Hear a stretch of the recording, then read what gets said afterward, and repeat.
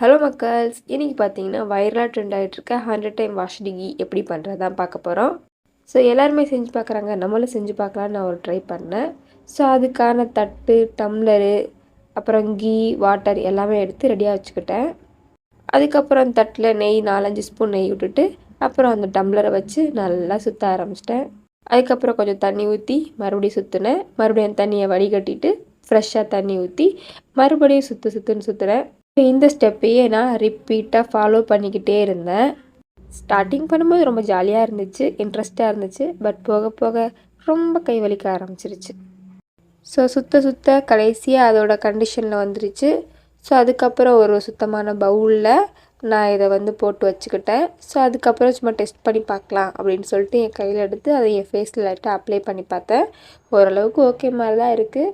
இந்த வீடியோ பிடிச்சிருந்தா லைக் பண்ணுங்கள், சப்ஸ்கிரைப் பண்ணுங்கள். பாய் மக்கள்.